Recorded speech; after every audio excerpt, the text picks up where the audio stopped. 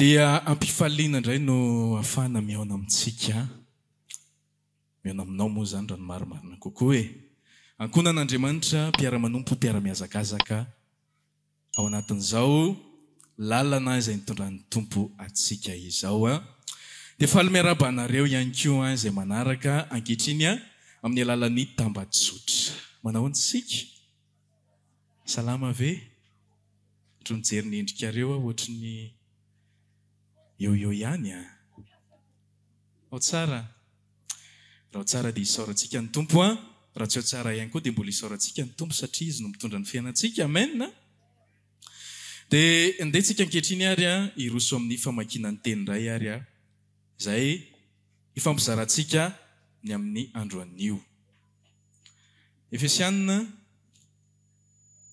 toko 4 no raisitsika lesona ny ankizy kely vao tatsy ambadika tatsy izy ity fa izay aloha izany no mahasoantsika omeny tompo androany Efesianina toko 4 no vakintsika dia ny 17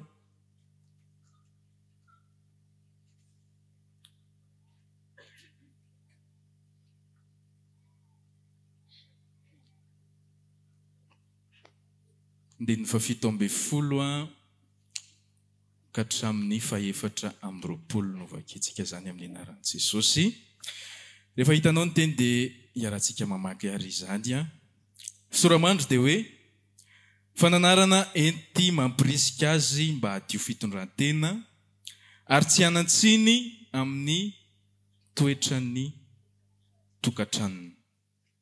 Ndiny 17 koa izao no lazaiko sady ambarako ao amin'ny tompo ny tsy mba andehananareo intsony tahaka ny fandehan'ny jentilisa amin'ny fahafonan'ny sainy fa efa tonga maizitsaina soloko azy amin'ny fiainan'Andriamanitra ireny noho ny tsy fahalalana ny ao anatiny noho ny amafin'ny fony dia olona tsy malala enatra intsony ka manolo tena ho amin'ny fijejojejona anao izay falotona rehetra amin'ny fieremana fa ianareo kosa dia tsy mba toy izany no ny anaranareo tao amin'ny Kristy raha izy tokoa ny renareo ka tao aminy no nampianarana anareo araka ny fahamarinana izay ao amin'i Jesosy mba hialanareo ny toetrareo taloha araka ny fitondrantenanareo fahiny izay mihasimba araka ny filanin'ny fitaka fa mba ho avaozina kosa ianareo amin'ny fanahy ny sainareo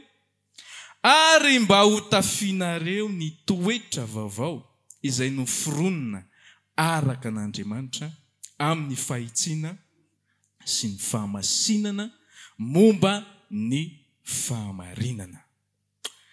Izay ilay vakiteny ho antsika androany izy ity dia miresaka momba ny olon'Andriamanitra na ny olon'ny Kristy ny olona izay ao amin'ny Kristy dia misy teny eto izay notenenin'ny apôstôly Paoly ho an'ny fiangonana tany Efesosy.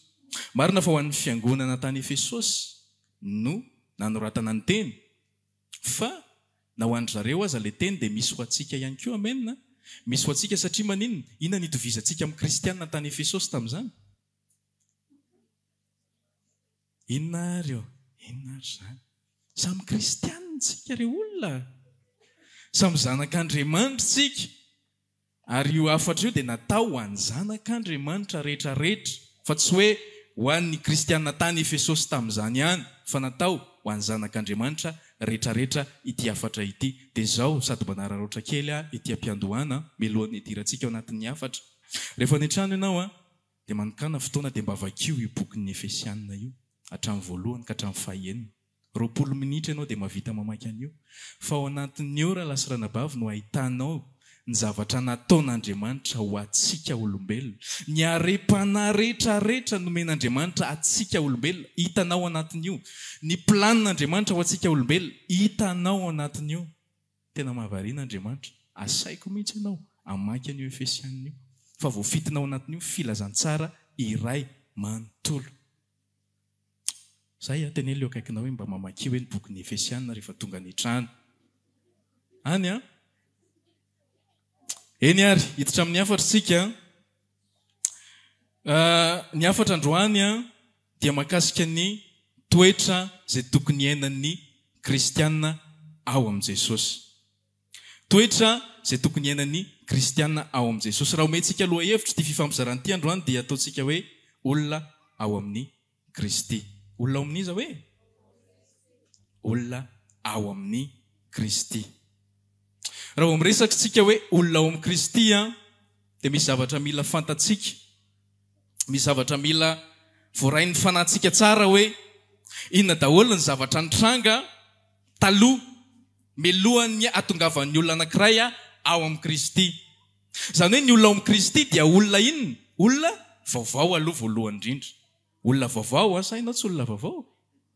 Olona vaovao sika ao amin'ny Kristy. Matoa misy ny vaovao dia misy zany ny tonta. Dia mba azotsika ilay vaovao aloha dia ndao resahana aloha ilay tonta. Dia ho anelanelana ilay tonta sy ilay vaovao dia misy zavatra eo mahatonga ilay tonta ho lasa vaovao. Misy zavatra eo. Dia izay zavatra anankitelo zay, izay lalana anankitelo zay no resahantsika ao anatin'ny fifampizarana androany.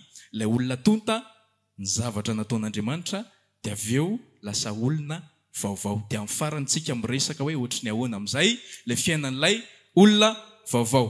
Ilay olona tonta ary no resahantsika ao anatin'ny teboka voalohany androany mba azonao tsara ny zavatra tiana hifampizarana ao anatin'izany hoe olona vaovao ao amin'ny Kristy izany. Ny olombelona rehetrarehetra raha lasy-ranabavy efa voisintsika foana eto anivon'ny fanompony zany resaka izany fa ny olombelona rehetrarehetra tamin'ny voalohany tamin'ny namoronan'Andriamanitra azy dia olona manahoana? Ny tena marina moa zany tsy ny olombelona rehetrarehetra fa ny olona voalohany dia olona tanteraka tamin'ny fanaranan'Andriamanitra. Olona nanana fifandraisana tsara tamin'Andriamanitra. Olona tsy nisy tsiny teo amasin'Andriamanitra fa nanana firaisana tsara tamin'Andriamanitra, tsy mitsoaka an'Andriamanitra, tsy mandositra an'Andriamanitra fa miaraka amin'Andriamanitra. Zany ny olombelona ny fironan'Andriamanitra voalohany.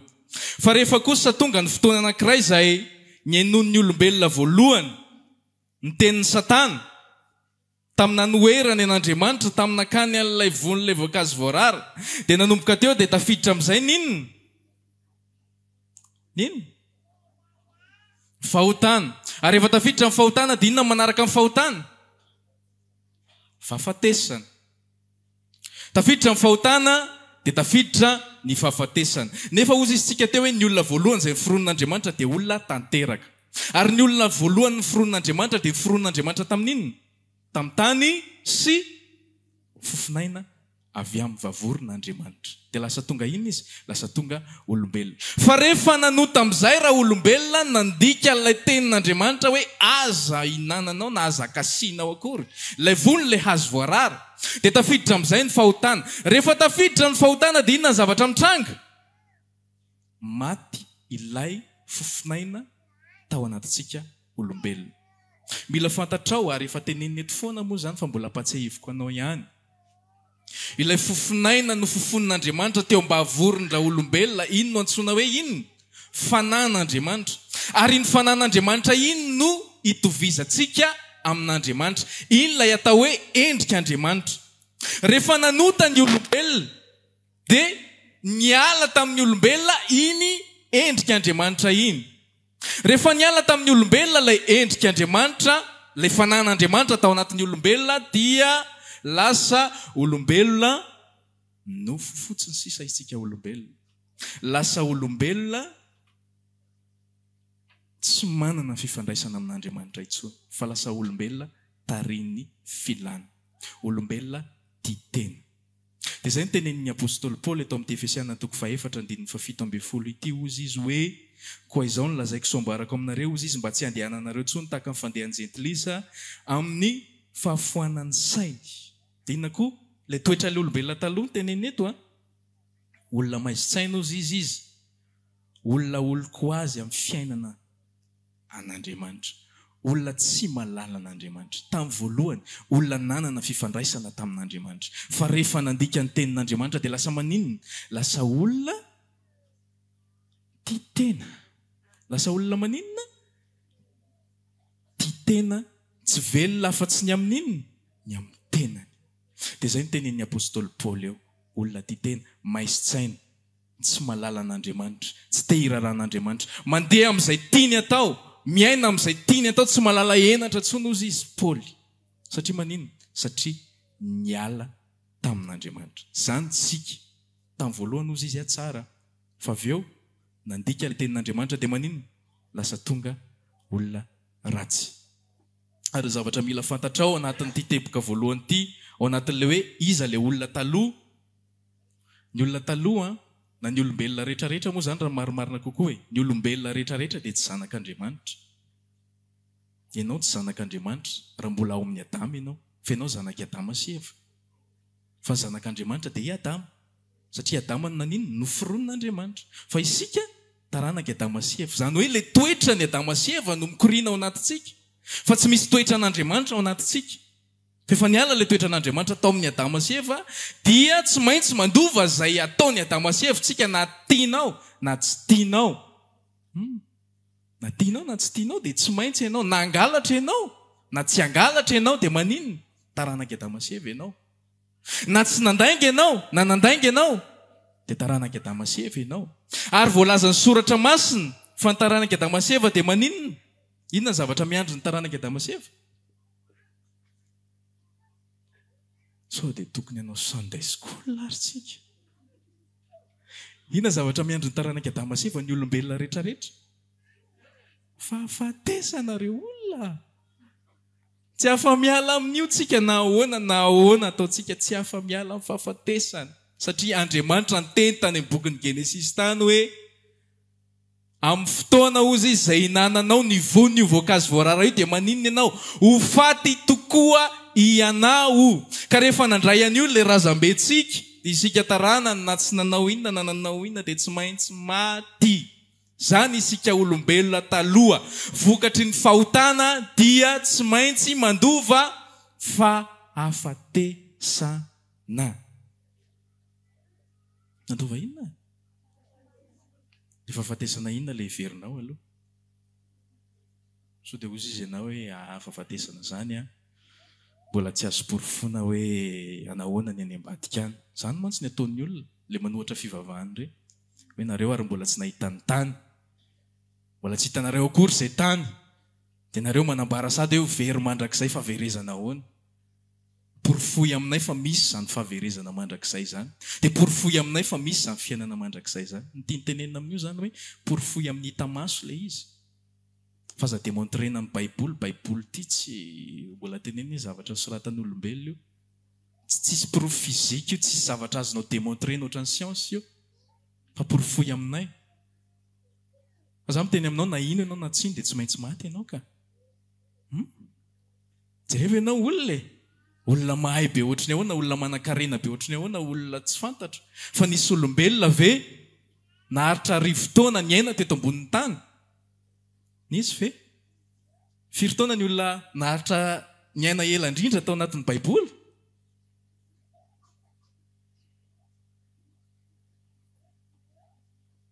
sivinjato taona mahery fa tsisy naharitra arivo taona dikan'izany tsy maintsy maty tsika na tiatsika na tsy tiatsika zany fahafatesana zany dia nolovaintsika tamin'ny razambentsika voalohany dia tsy iza fa i Adama sy Eva izay ilay olombelona taloha raha lasy ranabavy ilay olombelona taloha ilay olona izay mbola ao amin'ny Adama dia olombelona tsy maintsy mandova fahafatesana izy na tiany na tsy tiany ary tsy izay ataony na izay tsy nataony no mahatonga azy ho very mandrakizay fa noho ny amin'ilay natiora izay nolovainy tamin'ilay ray aman-dreny tao aloha io manko mahatonga resabe ihany koa amintsika kristianina indraindray dia ahoana zany ny zazakely anie mbola tsy mahay miteny ratsy zazakely anie ohatrany mbola tsy nangalatra fa ny fahotana tsy ny mangalatra anie ny fahotana anie tsy ny mandaingy tsy io natao hoe fahotana fa vokatry ny fahotana io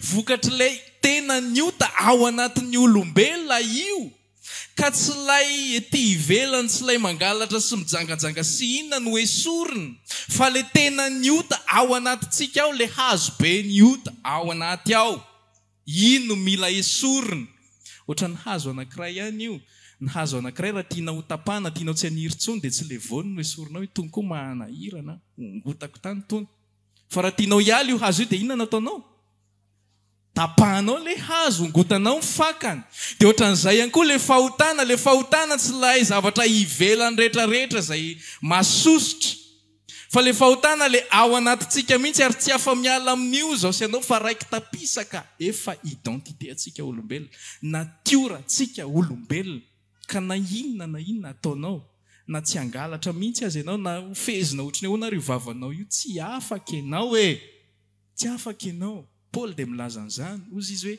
tsy ny tsara zay sitrako ozy izy nataoko fa ny ratsy zay tsy sitrako ary raha manao an'izany azy ozy izy dia ozy izy manao an'ilay izy tsy izaho intsony ozy izy fa ilay ota izay ato anatiko dikan'izany dia efa fusionné amin'ny Paul mihitsy ilay fahotana efa fusionné amintsika olombelona mihitsy ilay fahotana ka tsy afaka tsika na anahoana izany ilay natiora taloha natiorantsika ao amin'ny Adama azonao ve aloha zay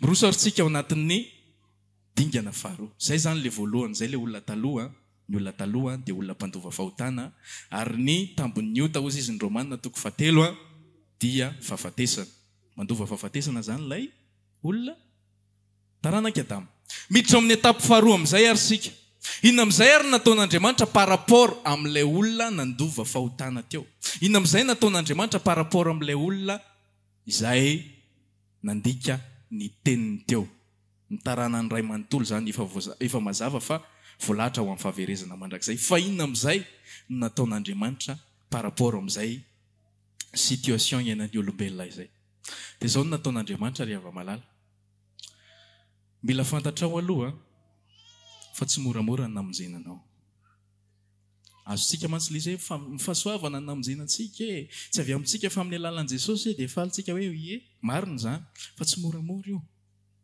moramora io azavaiko aminao tsy mahamoramora azy Andriamanitra dia Andriamanitra marina sy mahitsy voalazan'ny Deutéronomie 32:4 dia miresaka an'izany izy ozy Andriamanitra mahatoky izy azy tsy misy ratsy eo aminy fa marina sy mahitsy izy amin'ny mamarina sy mahitsy an'Andriamanitra raha lasirana-bavy nitenentsika teo fa ny tambon'ny ota dia fahafatesany dikan'izany ny olona rehetrarehetra izay manota dia tsy maintsy vonoana na tiana tsy tiana satria zay conséquence zany ilay fahotana dia amin'ny maha-Andriamanitra marina azy dia tsy hoe amindran'Andriamanitra fo ny olona anankiray dia hoe alora nga isorina fotsiny ny fahotan'ity olona ity zany izy ange mba efa mibebaka izy ange mba efa mifony dia alora nga isorina fotsiny tsy maninona fa isoriko fotsiny fahotanao dia samy vita non tsy samy vita zany tsisy an'izany hoe isorina fotsiny zany fa misy prix à payer misy sanda ny fahotantsika tsy hoe navelan'Andriamanitra fotsiny le fahotana ianao le mbola tao amin'ny Adama dia hoe nafenin'Andriamanitra le izy non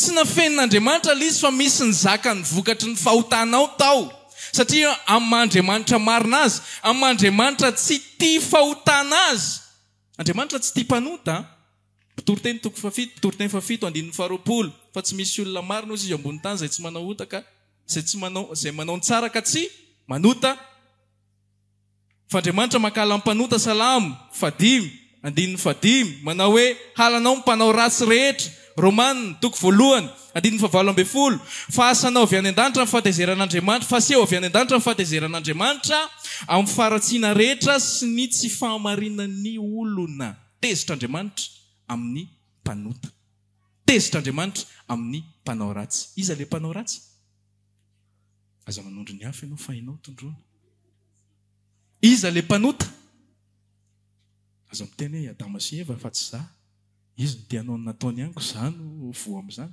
ianao ka ary raha vao tsy ekenao zany dia tsy misy famonjena ho anao satria Jesosy nilaza hoe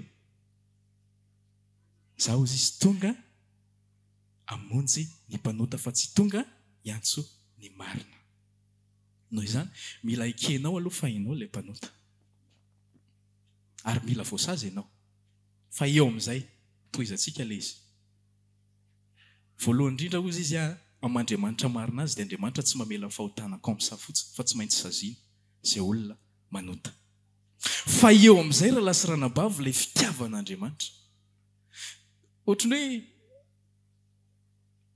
teo ampandiniana ny ty afatra tia dia misy zavatra ohatrany hoe misy confusion zany ao anatiko amin'ilay natioran'Andriamanitra mihitsy satria Andriamanitra d'un côté tsy tia an'ilay mpanota fa d'un côté koa izy mamindra fo amin'ilay mpanota fa ahoana ary zany zavatra zany hafahafa be mandinika izy hoe tokony ho saziana ilay olona faizina ilay olona fa d'un côté koa hoe tiany ihany ilay olona tiany ihany ilay olombelona dia tsy avelany fotsiny amin'izao amin'ilay fahotana fa izay ilay natioran'Andriamanitra tsy tia fahotana izy fa izy ihany koa fitiavana.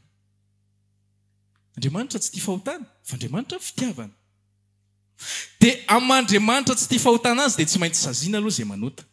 Fa am'Andriamanitra fitiavana azy kosa dia inona amin'izay no nataon'Andriamanitra? Nomeny amin'izay ilay zanany. Nomeny amin'izay ilay zanany. Hainao tsara ilay verset. Inona ilay verset? Inona ilay izy? Zay ilay izy. Ozy izy hoe fa toy izao no nitiavan'Andriamanitra. Fitiavana aloha mialoha izay izy vao manome. Tiany aloha ianao izay izy vao manolotra. Tiany loatra ianao dia nomeny amin'izay ilay zanany. Atao inona io zanany io? Ho safosafona avy eo zanany io hoe zanako mahafinaritra ahy ianao. Petrapetra eto ambonin'ny sezantsika. Ato, izao ny ao an-tranontsika. Nataony inona ilay zanany? Nomeny an'ilay mpanota, nomeny asy ianao ilay zanany. Ozy izy tsika teo hoe am'Andriamanitra marina azy dia tsy maintsy manasazy ny olona mpanota izy. Fa am'Andriamanitra fitiavana azy kosa dia nomeny antsika ilay zanany. Dia ilay zanany amin'izay no natolony hoe io ilay zanako ary fa zaho no anasazy azy. Satria za Andriamanitra tsy tia fahotana dia tsy ianareo no saziako fa ilay zanako no saziako. Ianareo nanao ny ratsy, ianareo nanota fa ilay zanako ty tsy nanao ininona fa ataoko any ny fahatezerako ray manontolo. Voalazan'ny bokin'ny Isaia zany raha lasy ranabavy. Isaia 53:6. Isika rehetra ozy izy dia samy efa nanitaka ny ondry, samy efa nivily ho amin'ny lalantsika avy isika rehetra.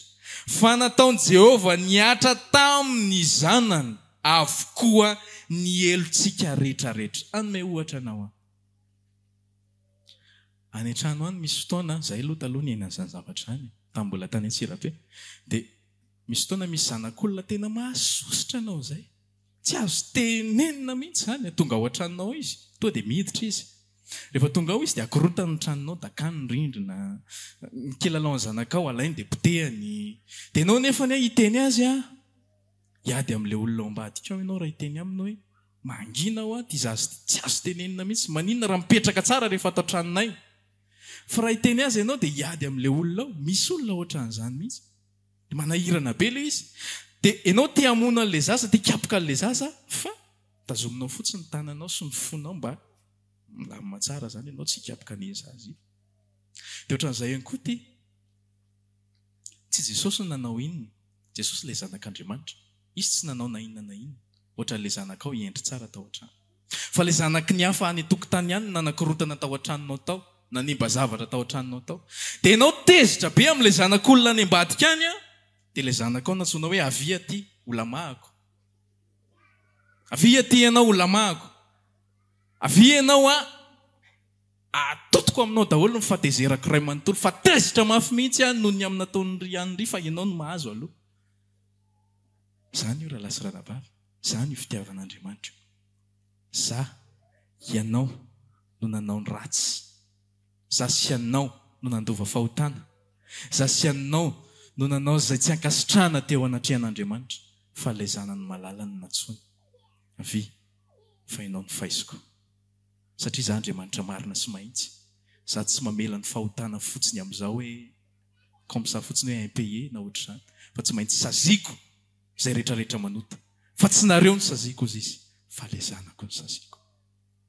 Dia Jesosy no sazian'Andriamanitra Jesosy no zaka amin'ny fahotantsika Jesosy no zaka amin'ny fahatezeran'Andriamanitra fa tsy sasianao. Raha tsy sapanao, zany natao hoe filazantsara. Zany no antsoina hoe filazantsara. Sasianao no tokony melohany. Sasianao no tokony gadra. Fa ilay zanany no natsony dia ilay zanany no faisiny. Dia raha tsy sapanao izy raha azonao zany alehibe ny fitiavan'Andriamanitra anao zany dia manomboka eto ianao tsy hanao kitoto amin'ny fiarana amin'Andriamanitra. Izay mihitsy ny tenenin'i Paoly amin'ity boky Efesiana ity. Hidirantsika izay rehefa eo. Raha tsapanao zany dia mahatonga anao tsy hanao kitoatoa, tsy hanao tsinitsinina ny fahasoavana. Marina ozy isika efa fahasoavana ny namonjenantsika. Indray mieritreritra ilay fahasoavana tsika hoe zavatra mora ilay izy, fa nyteneniko anao tao hoe tsy mora ilay izy. Tsy mora fa misy prix à payer ao. Ary tsy voavidiny zavatra izay ananantsika olombelona na niarenana izao tontolo izao ilay izy. Fa ny lanitra mihitsy no namoy an'ilay tsara indrindra mba hamonjenantsika olombelona. Izay ilay nataon'Andriamanitra. Izay ilay etapy faharoa nataon'Andriamanitra. Ilay etapy voalohany natiorantsika olombelona feno fahotana. Etapy faharoa vojen'Andriamanitra tsika tamin'ny alalan'ny inona? Tamin'ny alalan'i Jesosy Kristy Tompo. Etapy fahatelo amin'izay ary miditra ao amin'ny bokin'ny Efesiana toko 4 amin'izay tsika. Etapy fahatelo amin'izay ary rehefa mivonjen'Andriamanitra ilay olona anankiray ilay mpanota, ilay nanao ratsy dia manomboka eo izy novain'Andriamanitra natiora amin'izay. Tsy noho ny amin'ny hoe tena. Le izy ity zany aloha zavaiko tsara aminao tsara. Le fiainana miaraka amin'Andriamanitra le amin'ilay hoe nomen'Andriamanitra antsika Jesosy, dia tsy hoe nomen'Andriamanitra antsika izy, dia manomboka eo zany ny fiainantsika ilay olona taloha ampiana Jesosy fotsiny, dia mitohy makaty amin'ny etapy fahatelo. Tsy zany le izy fa ilay olombelona taloha novonjen'Andriamanitra tamin'ny alalan'i Jesosy Kristy Tompo. Dia rehefa novonjen'Andriamanitra tamin'ny alalan'i Jesosy Kristy Tompo ilay olombelona taloha, dia vonoina iny olombelona taloha iny. Mila maty iny dia rehefa maty iny olombelona taloha iny dia miara velona amin'ny Jesosy Kristy Tompo iny. Izany hoe mitsofoka ao anatin'ny Jesosy Kristy Tompo, mandray ny zavatra vitan'i Jesosy Kristy Tompo, ilay olona niaina ilay zavatra taloha. Dia lasa Jesosy no velona ao anatiny amin'izay. Tsy izy intsony ny velona. Dia manomboka eo amin'izay rehefa velona ao anatin'ilay olona ilay Jesosy, dia miaina fiainam-baovao amin'izay izy. Manomboka eo. Jerenao tsara ilay Efesiana toko 4:4 io. Ozy izy hoe mba hotafianareo ny toetra vaovao izay noforonina araka an'Andriamanitra amin'ny fahitsiana sy amin'ny famasinana momba ny fahamarinana. Jerenao tsara ilay toetra vaovao eto, tsy hoe toetra manahoana ary zany toetra vaovao zany. Toetra le malemy fanahy ve zany, le toetra le tsy mitabataba be, tsy miteny mafy be, tsy miakatra be, tsy misendoatra be ve zany toetra vaovao zany. Tsy toetra vaovao zany io, tsy zany io. Fa ny toetra vaovao tenenin'ny Paoly eto dia ilay natioranao vaovao. Vakeo amin'ny teny frantsay dia ho azonao ilay izy, natiora vaovao. No tenenin'ny Paoly eto hoe tafio ilay natiora vaovao anareo, izay noraisinareo taiza tao amin'ilay etapy faharoa. Tao amin'ilay etapy faharoa ilay olona feno fahotana taty dia novonoina. Rehefa novonoina izy dia nandray an Jesosy, ary ny fahamarinan'i Jesosy, ny zavatra nataon'i Jesosy amin'izay no iainany manomboka eo, dia lasa olom-baovao izy. Raha misy olona vaovao amin'ny Kristy dia tsy izany ilay izy, fa raha misy olona ao amin'ny Kristy dia izay no izy. Natiora vaovao ao amin'ny Kristy, fa tsy ilay olona taloha intsony. Tsy ianao taloha ampiana Jesosy egalina ianao amin'izao, tsy izany. Fa ianao taloha mivonoina. Ahoana ny namononanao? Aloha indray aloha mba antany indray aho zakoatra amin'ny teny foana. Ahoana ny namononanao indray ary? Aloha jerena hoe sao dia misy etsiketsika ataontsika reverintsika hoe namonona dia izao natolotro an'i Jesosy ho an'ny tenako. Rehefa natolotro an'i Jesosy amin'izay ny tenako dia niasa be amin'izay, nanompo be amin'izay, dia maty ilay momba taloha. Ahoana ilay namononanao? Namononanao dia tsy misy na inona nataonao, afa-tsy tokana ihany. Mino ny asa vitan'i Jesosy ho anao. Izay ilay tenentsika tamin'ny afatra tamin'ny farany teo hoe ny oloko marina ozy izy dia velona ny finoana. Izany hoe ny andraisantsika ilay natiora vaovao antsika raha lasy ranabavy dia amin'ny alalan'ny finoana. Inona ny finoana? Inona ny zavatra inontsika? Hiditra lalindalina fa mba tsy ho teoria fotsiny ty fiarahana amin'ny tompo ty fa tena mba ho azonao marina hoe ohatry ny ahoana ilay izy. Inona le inontsika ary? Inontsika dia loatra tsy hitako loatra moa zany fa Jesosy maty ho ahy fotsiny dia ilay inontsika dia izao famarinana ny zavatra nataon'i Jesosy dia raisinao ho anao koa. Normalement tokony ianao no saziana, tokony izany saziana, fa Jesosy no saziana. Dia rehefa saziana Jesosy dia inonao izay hoe zako miara-ny saziana tamin'i Jesosy. Tsy ianao any saziana, fa raisinao ilay zavatra vitan'i Jesosy teo ambony hazo fijaliana ho anao. Nalatsaky Jesosy ny rano ho anao, dia raisinao iny Jesosy maty noho ny amin'ny fahotanao, dia miara-maninona koa ianao? Miara-maty aminy. Dia rehefa miara-maty aminy ianao dia maninona? Tsy mijanona eo fa miara-maninona koa? Miara-mitsangana aminy amin'ny fiainam-baovao. Ary manomboka eo ianao dia olona vaovao ao amin'ny Kristy Jesosy. Tsy misy na inona zany nataonao na nohatry n'iny ary. Fa tokana ihany nataonao mino an' Jesosy. Ozy isitsika teo hoe i Adama no zanak'Andriamanitra, fa isika zanak'i Adama fa tsy zanak'Andriamanitra. Fa zao amin'izay ao amin'ilay etape faharoa, rehefa mino ianao ny asa-pamonjen'i Jesosy Kristy Tompo, dia lasa zanak'Andriamanitra ianao fa tsy taranak'i Adama intsony. Ianao io tsy taranak'i Adama. Tenenao izay aloha akaikinao, tsy taranak'i Adama hoe ianao.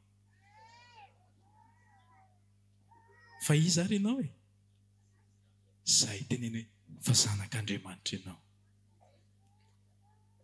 Tsy taranak'i Adama ianao fa zanak'Andriamanitra. Zanak'Andriamanitra, naterak'Andriamanitra. Ny antsoina hoe zanak'Andriamanitra dia naterak'Andriamanitra. I Adama ny naterak'Andriamanitra. Dia iza koa ny naterak'Andriamanitra faharoa raha fantatrao? Akoatranao aloha e. Satria raha tsy nisy an'izay tsy tonga zanak'Andriamanitra izany ianao. Iza? Jesosy. Tsy misy afa-tsy roa ihany naterak'Andriamanitra ao anatin'io Baiboly io raha olombelona ny resahana. I Adama, satria izy avy amin'Andriamanitra. Dia faharoa, Jesosy, satria izy avy amin'Andriamanitra. Reo ihany. Dia na ianao mandova an'ilay natioralay voalohany, na ianao mandova an'ilay natiora faharoa, Jesosy ilay faharoa, i Adama ilay voalohany.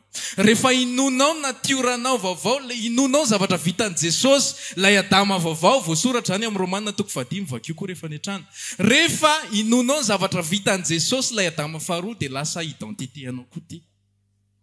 Fa tsy ty intsony ianao. Zay, tsotra be filazantsara. Zay fotsiny ihany. Finoana zavatra vitan'i Jesosy. Hiditra ao anatin'ny dingana fahatelo amin'izay ary tsika dia marana zao zavatra izao tsy lava be. Rehefa voarainao amin'izay ilay natiora faharoa, natiora vaovao moa zany raha maromarina kokoa hoe ilay maha-olom-baovao anao amin'ny Kristy Jesosy ihany, dia manomboka eo amin'izay raha lasirana-bavy, dia misy fiainana tokony iainanao amin'izay. Ny olona ao amin'ny Kristy amin'izay dia olona mitafy an'ilay toetra vaovao izay efa nomanin'Andriamanitra ho azy. Inona ilay toetra vaovao ary? Vakitsika ilay izy teo. Ozy izy hoe aza mandeha ohatran'ilay natioranareo taloha tsony ozy izy. Fa manomboka eo inona ilay natiora taloha nyteneny teo aloha e? Oloko azy, tsy mahalala ny fiainana miaraka amin'Andriamanitra, olona velon'ny nofo, olona mafo, olona tsy mahalala enatra, manolo tena ho amin'ny fijejoana, anao falotona rehetrarehetra amin'ny fieremana sy ny sisa zany nataon'ilay olona taloha. Fa ianao rehefa olona vaovao amin'izay ao amin'ny Kristy Jesosy dia tafio ilay maha-olona vaovao anao. Reto zavatra be da be reto ao amin'io Efesiana 4:4 io manomboka eo amin'ny 5:20. Dia misy zavatra be da be tenenin'Andriamanitra io fa tsy hovakiako aminao ilay izy. Raha tsy rehefa mifarana. Satria tsy tiako hoe ireo no raisinao. Tsy tiako hoe tonga dia ho raisinao fotsiny ireo hoe manomboka eto aho zany dia tsy handainga intsony. Manomboka eto aho zany dia maninona koa? Loha tsy vakiako fa rehefa avy eo ozy izy. Tsy ho tezitra tsony, tsy hanao an'izao tsony. Madiso ny olona amin'ny fiarahana amin'Andriamanitra dia izao, ilay vokatra io no tadiavin'ny voalohany. Inona ilay vokatra? Ilay hoe za tsy handainga intsony, za tsy hangalatra intsony, za tsy hanao an'izao intsony, za tsy hanao an'risiri intsony. Ny fiarahana amin'Andriamanitra tsy zany aloha, fa mila miova natiora ianao dia automatique zany zavatra zany. Tsy hoe ndendeha tonga dia hanao an'ry, tsy mila misaoto ohatr'izany fa mila manaraka an'ilay etape telo teo. Olona taloha ianao aloha dia miditra ao amin'ny Jesosy ianao, après ao amin'ny Jesosy ianao, automatique ianao miaina an'ilay fiainam-baovao amin'izay. Tsy mila tenenina intsony ianao hoe aza mangalatra. Tsy mila tenenina intsony ianao aza mandainga. Tsy mila tenenina intsony ianao hoe aza manao an'ry sy ry satria ianao efa natiora vaovao amin'ny Tompo. Fa ny olana eto raha lasirana-bavy matoa Paoly mampatsiahy eto dia izao, isika tsy miaina an'ilay natiora vaovao. mbola le natiora taloha foana ny eritreretintsika everitsy ianao anie tsy taranaka adamy ny olona vaovao amin'i Kristy velon'ny finoana ny resantsika tamin'ny lahaderiny teo zany ny olona ao amin'i Kristy velon'ny finoana zany olona zany ny olona ao amin'i Kristy dia olona tsy tarian'ny filana intsony tahaka le adama teo le taranaka adama teo tsy olona tia tena ny olona ao amin'i Kristy fa olona velona ho an'izy velona ho an'Andriamanitra izay foana ilay tenentsika hoe velona ho an'ny hafa raha velona ho an'Andriamanitra tsika dia velona ho an'ny hafa zany ny olona ao amin'i Kristy ka hitarafanao ny fiainanao zao afatra zao raha lasa anabavy azonao antoka ve fa efa ao amin'i Kristy marina ianao azonao antoka tsara ve fa efa ao amin'i Kristy ianao sa hoe mahafinaritra anao fotsiny le fanompona mahafinaritra anao fotsiny le fiadanana mahafinaritra anao ny fomba fanompona fitaka izany raha lasa anabavy fitaka izany fa ny zavatra mila raisinao dia le etapy eo ampovoany le eo ampovoany voarainao ve ny fitiavan'Andriamanitra anao rehefa voarainao ny fitiavan'Andriamanitra anao dia mila miaina fiainam-pamasinana amin'izay ianao amen mila miaina fiainam-pamarinana amin'izay ny zanak'Andriamanitra amen tsy mety tsony miaina n'ilay toetra taloha esory Paolo miteny an'izany esory ilay akanjonareo taloha fa tsy zany tsony nareo fa nareo efa olom-baovao amin'i Kristy efa Jesosy ny velona ao anatinareo dia tafio zahay manatiora vaovao anareo zahay hovay amin'izay ny sainareo ny problema manko ilay saina taraiky ilay saina efa voavolavola loatra tamin'ny fiainantsika taloha dia taraiky io dia mijanona io fa ilay natiora efa ao ny positiontsika efa ao amin'ny tompo fa ilay saina ity mbola taraiky ohatra mbola manana fisainana ohatra ilay taloha ihany dia miteny mihitsy Paoly hoe miova hovay amin'izay ary ilay saina manomboka androany ataovy misakorde zay ilay tenen'ny pasteur Manantsoa teo ataovy migroovy miaraka amin'Andriamanitra amin'izay manomboka eto satria efa voarainao ilay natiora dia normalement ianao tokony groovy amin'izay miaraka amin'Andriamanitra manomboka eto amen fa tsy ianao tsony tsy ilay taloha tsony ianao fa ianao efa olom-baovao amin'i Kristy ny olom-baovao amin'i Kristy olona velon'ny finoana ny olom-baovao amin'i Kristy olona tsy tarian'ny filana ny olom-baovao amin'i Kristy dia miaina fiainam-pahamasinana sy fiainam-pahamarinana vakikely aminao ty voasoratra amin'ny Petera ity amaranantsika ny afatra dia vakitsika ilay Efesiana 4:25 rehefa avy eo vakikely aminao ty Petera voalohany toko voalohany ty ny 5:10 dia amarantsika izy hoe fa araka ny fahamasinana ilay ny antsoanareo dia ako mba ho masina koa ianareo amin'ny fitondratena rehetra tsy sasantsasany fa rehetra satria voasoratra hoe masina ianareo satria maninona masina ozy izy Jehovahandriamanitra azonao ve zany rehefa voarainao ilay natiora vaovao amin'i Kristy Jesosy dia manomboka eo ianao dia mila migroovy miaraka amin'i Jesosy amin'izay ny fisainanao ny fonao zavatra rehetrarehetra ataonao dia migroovy manaraka ny zavatra natiora izay fanomen'Andriamanitra anao iainao amin'izay ilay izy raha lasa ranabavy aza atao teoria tsony manomboka izao efa voateny teto foana zany hoe tsika indrindray manao teoria an'ilay izy fa ndao iainany ndao tena iainana ilay natiora vaovao amin'ny tompo dia ho hitantsika fa hitompontsika amin'ny fiarahana aminy hitompontsika amin'ny fahamasinana hitompontsika amin'ny fahamarinana hitompontsika amin'ny toetra rehetra izay ao amin'Andriamanitra amen ndao tsika hitsangana ankehitriny ary izay ny afatra ho antsika androany tafio ilay maha-olona vaovao aminao tafio ilay maha-olona vaovao anao ao amin'i Kristy Jesosy satria izany isika ao aminy ndao hisaotra ny tompontsika ny amin'izay voarainao tao anatin'izay afatra izay dia angataka amintsika mba hotariny mba tena iainana izany hoe natiora vaovao ao amin'izany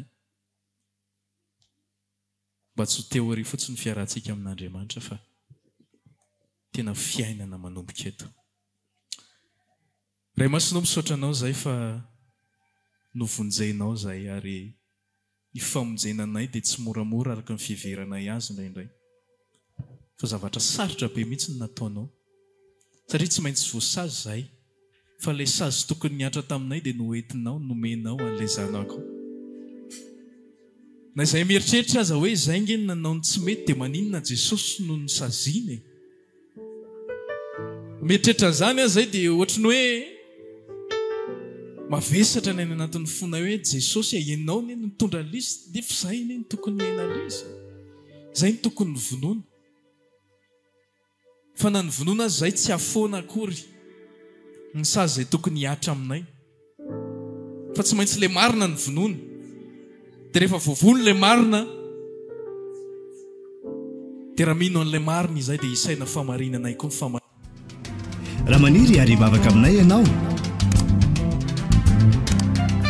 dia tongava ary isaky ny alahady amin'ny 7 ora sasany ny talata amin'ny 12 ora sasany ny alarobia amin'ny 12 ora eny Antsahamanitra 100 metatra ambany fijerena fety trano gribege amin'ny ankavian-dalana tongava soto